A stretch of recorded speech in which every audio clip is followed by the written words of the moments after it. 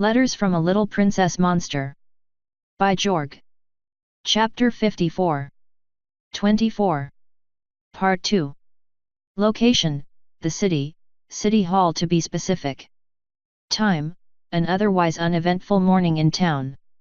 Activity, Step 1 in the evil master plan of taking over the world. Stage 1, take over City Hall. Mayor, with Pinky's help, had just gotten the final book put back onto the shelves and sent Pinkie Pie off to the filing room when she heard a noise. It was a small noise, repeated in a quiet tune, sounding a little like the children had found a record player and were playing one of Trixie's stored records, which was just fine by her. At least they would not be breaking her brand new office, which was the important thing. She settled down in the custom-built chair, took a sip of her coffee, and prepared to mayor. Mayoring always started with the crosswords, then onwards to the crypto quote. The comics, of course, came right after the stock reports, then to the criminal blotter, which always remained blank. She was just trying to figure out what a 10-letter word for not literally was when the music outside the door swelled in volume and Featherweight came flying in through the doorway with an evil laugh. Well, a somewhat malicious laugh. Despite a long black cape and a dark helmet that had to nearly block the vision of the little colt, he managed to fly up to the ceiling of her office, still cackling with glee, and commanded, "Surrender, Mayor, to the forces of Dark Feather." Previously, in the Hall of Justice, also known as the City Hall Atrium, Trixie's crate-labeled costumes and props had been nearly emptied by the time the inevitable question came up about sides, which of course, was raised by Apple Bloom. "We can't all be superheroic." Apple Bloom held up her glittering golden cape, which had been shorted by snips until it only covered her like a small tent. "We need a supervillain to fight. Pony want to volunteer." "Pass," declared Scootaloo and Diamond Tiara almost simultaneously. Sweetie Belle frowned while holding up the glittering piece of headgear she had found and bent until it fit her smaller head. "Supervillains don't sound very nice." Featherweight gasped. "Are you kidding? They get the best costumes, and a lair, and set up death traps for the heroes. And then they get to laugh maniacally while the heroes escape. I've been practicing." He threw back his head and let out an evil cackle only slightly more threatening than an ill rooster. "Need a minion," said Monster very carefully. "Oh, yeah." He flapped over to Monster and grinned. "You wanna be my minion? I'll let you throw the lever to the hideous death traps that we set up for the heroes." She thought about it for a short while. "When we lose, we switch." Twist looked up from her work taping together several of the smaller props into a def beam of some sort, or at least that was what it was labeled. "That could work. Then we get to be both heroeth and supervillain." We now return to our program, already in progress. "Surrender, Mayor, to the forces of Dark Feather."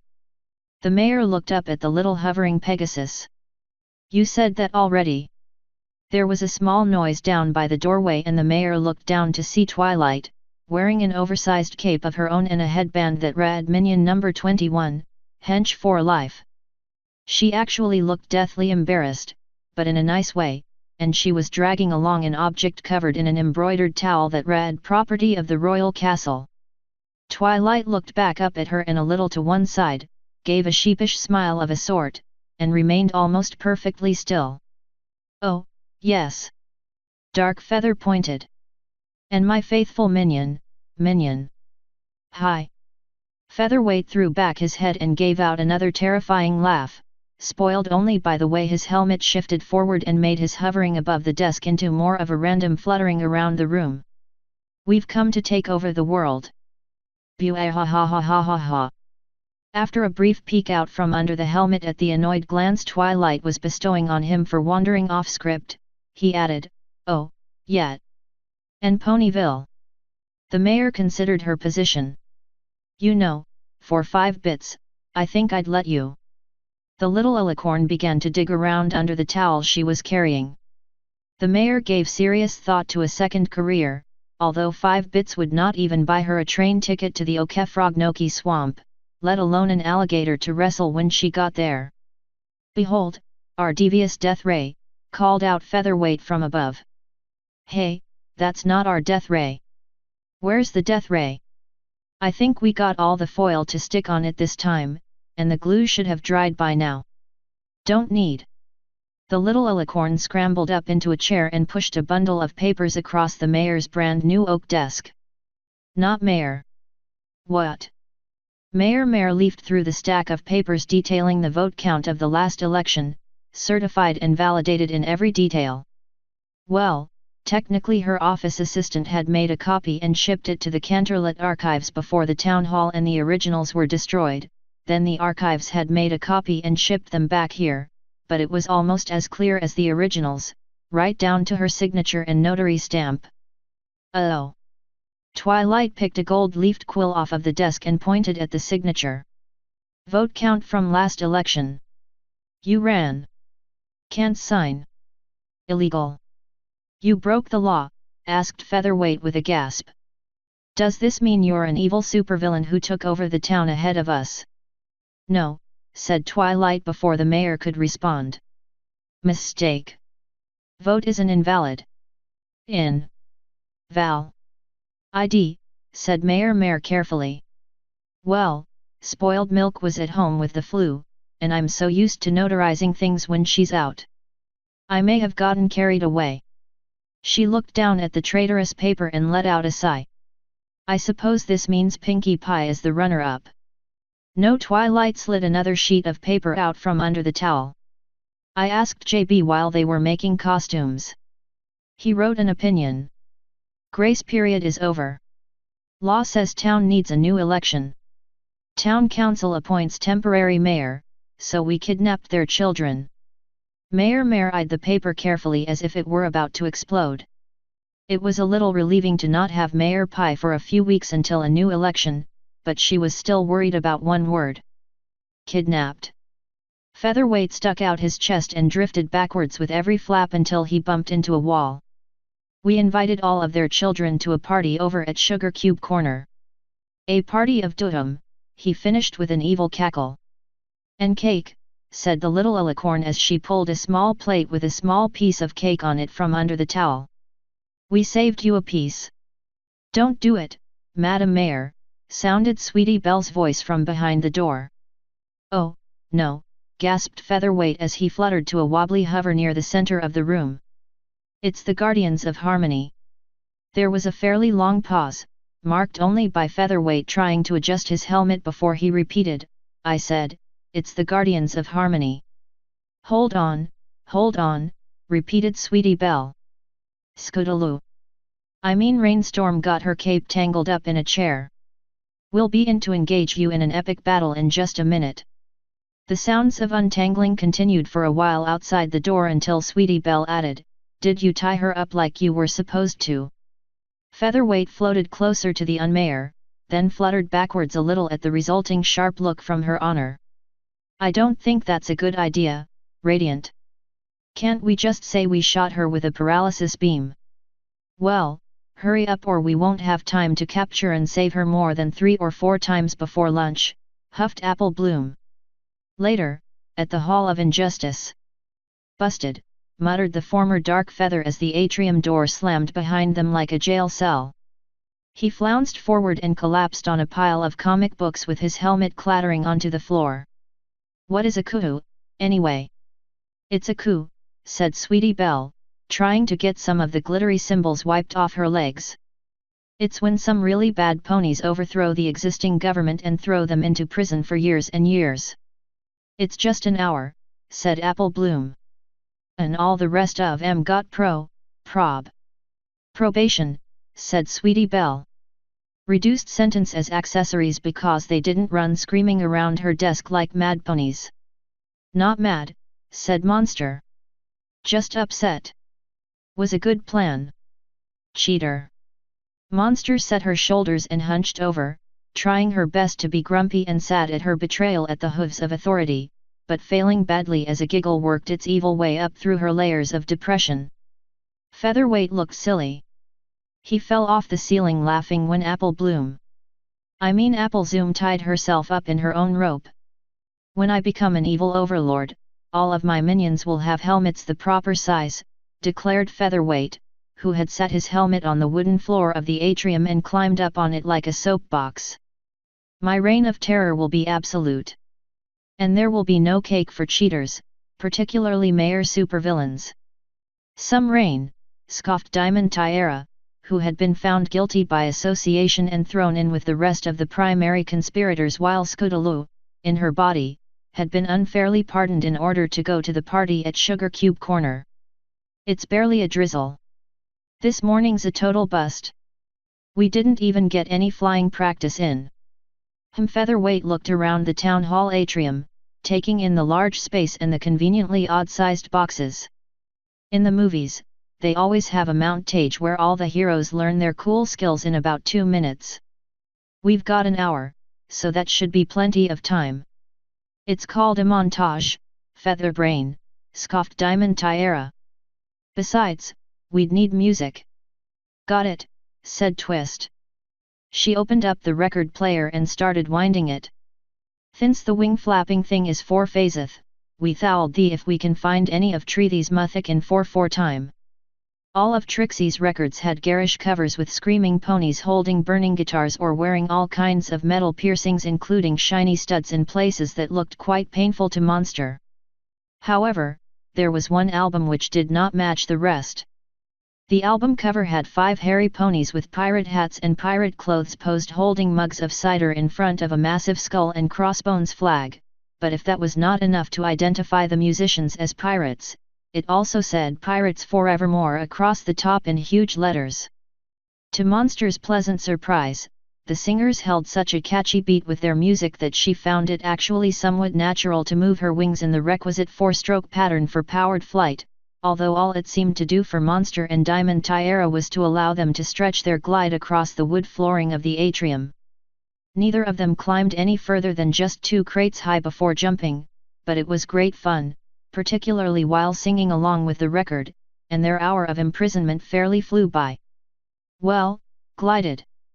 Nearly noon, at the fancy restaurant in Ponyville. Applejack took a sip out of her teacup and tried to relax, obviously fighting an urge to dash out of town and back to the farm where the apples still hung heavily in far too many trees. Rarity, however, took her seat on the other side of the table with a certain existential grace indicating her desire to remain there forever, as if absorbing the relative peace of the small town and the pleasure of pre-lunch tea with a good friend were the sole reason for her existence. It's too quiet, grumbled Applejack, nabbing one of the chocolate biscuits and chewing with a suspicious glare around the town. The Crusaders ain't burnt nothing down or blown nothing up in days. Weeks, even. Lemons, she muttered with the biting snap of an older sister seemingly grateful for a change that her little sister did not get a cutie mark on their last scheme. I scarcely think that a reason for despair, said Rarity, slipping an extra biscuit when Applejack looked away. Perhaps young Twilight is proving a calming influence upon our fractious siblings. Sweetie says they help sort books at the library while Trixie is away at the spa, so maybe their extra energy is being put to good use. Right. Applejack gnawed on another cookie while waiting for Armageddon. Did Sweetie say anything about what else they've been up to? Searching for a spell book to do something with Diamond Tiara and Scootaloo, or at least that is what the two of them said they were doing this morning. They seemed quite insistent, and even went through my entire library on their quest. Rarity took a sip of tea and frowned slightly. When I last checked, they were over at the town hall looking through some of Trixie's things, in particular, her music collection. Well, that ought to be safer than spells, grumbled Applejack. She dropped a half-dozen sugar cubes into her cup of tea and stirred while waiting for the resultant sludge to dissolve. That Twilight sure is an odd duck, but she fits with Trixie like another duck or something. Perchance our little duck is gaining responsibility on her way to grow into a beautiful swan, said Rarity with a gleam in her eye indicating that the swan in question would certainly have a worthwhile wardrobe. Twilight has been very careful about keeping Sweetie away from any dangerous magic, and she promised to have more adult supervision on any other spells she might try, so they should be fairly safe. Well, relatively. With an additional sip of tea, Rarity's smile grew. Our darling little Twilight is proving to be quite the responsible one of the bunch. It ain't really Twilight I'm worried about, said Applejack with a guilty glance at the distant town hall. You saw the crater Trixie left. Twarn't even no stage left when she was done. She oughta have better control since she was Princess Celestia's student for well nigh onto 10 years or more, plumb back to the day we got our cutie marks, but I worry about her here now, all cut off from her previous life. I know she can be a right nuisance sometimes, well, most of the time, but she's all alone in that library cept for Spike and I don't think that's the right way to treat our friend. Rarity took a long sip of her tea. As much as I want to disagree with you, Applejack, you certainly have a point. But consider this. How many times has our friend been out to your house for a meal in the last month? Well, Applejack took off her hat to scratch the top of her head. 5 or 6, I suppose, but she always does a few chores to help out. I hear she and Spike has been out to Fluttershy's for lunch regularly like once or twice a week. Says she's thinking about getting Spike a pet, but I think she's just mooching a free meal. And Big Mac has been meeting her down at the Hayburger Weekly for lunch with the Pony Tones. Says she can carry a tune pretty fair now. I had a little talk with Spiky Wikey, said Rarity while waving a chocolate biscuit for emphasis. He says Trixie hasn't had a meal in the library other than an occasional pancake for breakfast since they got here. Well, of course not, snorted Applejack. Her stipend from Princess Celestia is all going to rebuild Town Hall, and she ain't got no more bits.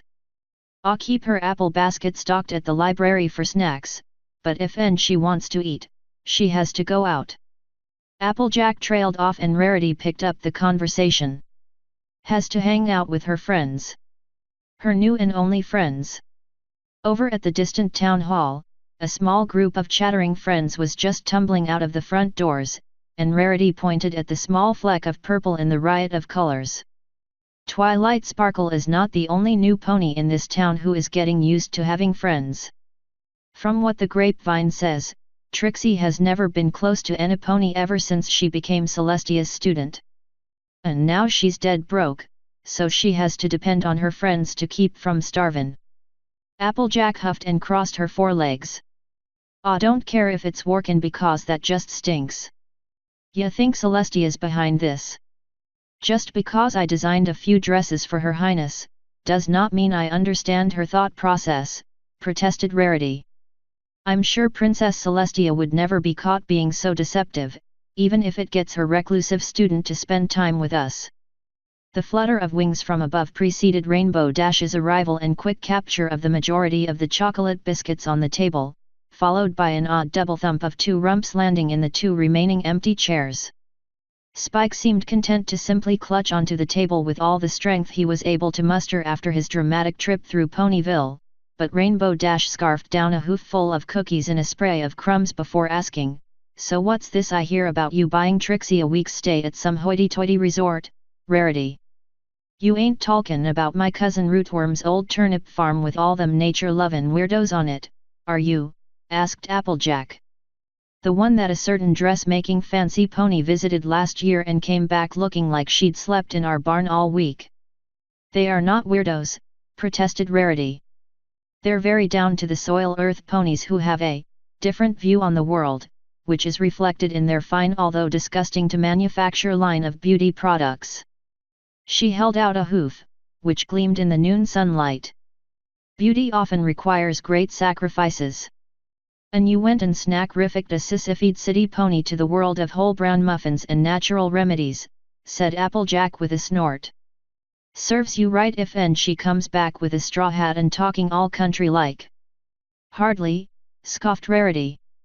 I'm quite certain the pony we get back from Flax and Wheat's delightfully rustic retreat will be indistinguishable from the annoying one we sent there.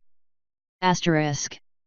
Trixie Lulamoon sank lower into the old bathtub that the spa had dragged over to the Goop's all-natural dyes workshop and grumbled at the cold water soaking into her violet coat. I blame Celestia, she muttered. Just drop the blue dye into the tub, Oz. The sooner I get back to my natural color, the better. Are you sure? The young multicolored unicorn checked her sides where the test strips had been dyed in, detailing most of the different colors available from the Rustic Nature Center's mobile catalog. Mum never has tested what happens when you mix two of our dyes. The new one covers the old one, huffed Trixie.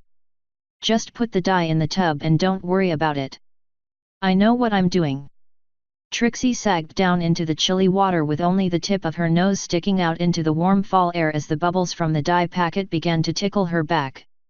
It was actually a little relaxing, although she would not admit it, and most certainly would have said something if she had noticed the way her coat began to change colors into a very vivid orange under the natural chemical treatment. Asterisk. I don't think you're all being fair to Trixie, said Spike, standing up on his chair in order to see over the edge of the table. She's changed a lot since she's been here. She's never had any friends before other than me, and she's never had a student for more than an hour or two. Sure, she's egomaniacal and annoying and bossy and all kinds of other things, but I've never seen her worried about any pony other than herself, ever, until she came here. Yeah, she's cool, said Rainbow Dash through a mouthful of cookie crumbs. When I bought her lunch last time, she said she was going to talk me into teaching Twilight how to fly at the same time as Scootaloo, since they're both about at the same stage of flying. They were both over at the town hall just now, jumping off of crates and practicing gliding to the sound of some music, so Trixie must have been giving them a few pointers ahead of time.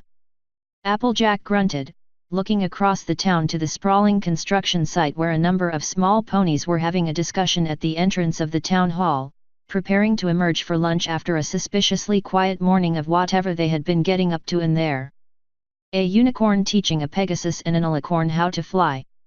Don't that beat all? Next thing you know, she'll be teaching my little sis how to buck apples. Sweetie Belle's magic has gotten much stronger ever since Trixie came to town, said Rarity somewhat reluctantly. We still don't let her cook, but Greengrass said her scores showed an astonishing increase in both power and control since his last evaluation. Mother wants her to take the entrance examination for Princess Celestia's school for gifted unicorns, but I'm a little unsure. I mean, just look at that. She gestured at the 6 distant little fillies, 5 little fillies and 1 colt who were getting lined up outside of town hall to start marching in their direction. She has so many friends here, said Rarity with a hint of despair in her voice. If she goes off to Canterlot, she'll be so lonely, just like Trixie was. I offered to go with her and set up a store in town, but, Rarity trailed off with a difficult swallow, as if she had tried to eat an entire cookie without anything to wash it down with. Yeah, I've thought about that every time I get ready to apply for the Wonderbolts, admitted Rainbow Dash in a spray of crumbs around her most recent cookie. When I go from the reserves to an active member, I'll be in Cloudsdale every single day in training. I'm gonna miss you girls. And you too, Spike, she added, rubbing Spike on the head. That is a problem for the future, declared Rarity with a quick wipe of a napkin across her lips and one surreptitious dab at her eyes. Right now, our darling little sisters are putting on a little parade on their way to Sugar Cube Corner, and we should be supportive. She added a quick brush of the napkin across Spike's face to wipe off a few glittering crumbs as Applejack cocked her head and watched the little parade of 6 little ponies tromping and flapping in their direction. Can't hear what they're singin' yet, but it sure does keep 'em in step, she admitted with grudging respect. What kinda music collection does Trixie have, anyhow? Dismissing Spike's muffled snort of derision with a waved hoof, Rarity sniffed.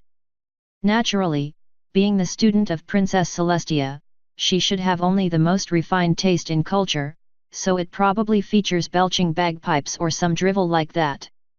Now, every pony try to be supportive, and say something complimentary about the way Twilight and Scootaloo are keeping airborne, even if it is only a few hooves above the ground. 3 ponies and 1 dragon kept polite smiles on as the procession approached, although as the song became audible, Applejack hissed between her teeth, Rarity.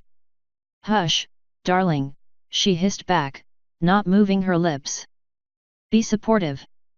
It was considerably more difficult to do so as the words the 6 little ponies were singing became clear. I want to be a trollop, a harlot, or a whore. I want to be a Jezebel, a floozy, and what's more. I was meant to be a strumpet, I'm just a tramp at heart.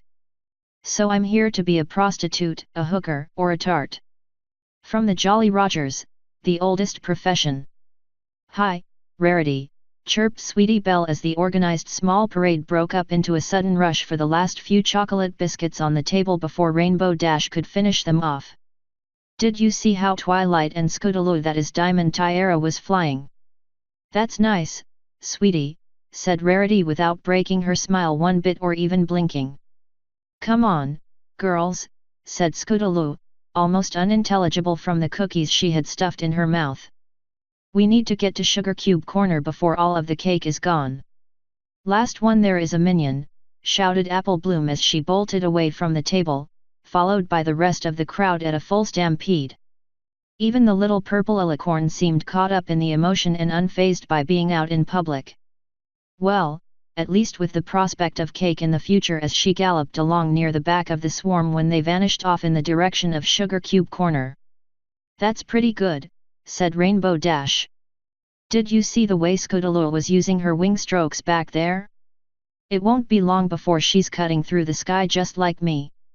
Only slower, of course. That Applejack stopped abruptly and peered closely at Rarity, who appeared to have stopped breathing, although the muscles in her jaw were still working, and a faint grinding noise came from her direction. I think she's broken, said Spike, waving a claw in front of Rarity's face. Should I get some cold water? I'm fine, said Rarity, still locked in her rigid position with her grin turning into a rictus of sheer determination with her efforts not to scream. So, were those dirty words or something? Asked Rainbow Dash, wiping the crumbs off her face with the back of one hoof. You could say that, said Applejack. After a deep breath, she added, also want to tan their hides for this, cept that wouldn't be right. Besides, they're gonna be red as apples once they learn what all them words mean. Rarity took a short breath, followed by a much longer breath, then breathed in and held it for a while before leaving it out in one long sigh. Very correct, Rarity. You need to calm down. Sweetie Belle is a young innocent who did not know what she was singing. Once Spiky Wikey shows them the words in the dictionary, they will all know just how foolish they looked trotting through town singing that bawdy song. The slightest meaningful look at Spike caused the little dragon to launch out of his seat and go dashing off for the library and the aforementioned dictionary. After another deep breath, she continued, still staring off into the air in an unfocused fashion. Sweetie Belle did not know what she was singing, so she does not need to be punished for this. You should be kind and loving to your little sister. Understanding. Forgiving. It was not her fault, Rarity. She turned and directed a beatific smile in Applejack's direction. Darling, Trixie should be back in Ponyville tomorrow morning. Can I borrow a shovel? Momentarily set aback, Applejack looked to Rainbow Dash for support, which was met by a shrug and the Pegasus adding, I can help dig if you need me to, Rarity. Good. Rarity's smile gained a few exposed teeth. We're going to bury her record collection this afternoon. Author's note. What, you didn't think? No. Rarity would never do that to Trixie. By herself. That's why you have friends. The oldest profession is from the Jolly Rogers album, Pirates Evermore, what I consider to be their best album, ever. In particular, check out Piece by Piece, which occupies the narrow category of Christian pirate song, and catch the Jolly Rogers at the Kansas City Renaissance Festival every year. You can also catch them on Facebook, which is where all good pirates hang out. Seriously, spend a few doubloons on some good clean fun. And look at track 14, if you want a sneak peek at the next arc. End author's note.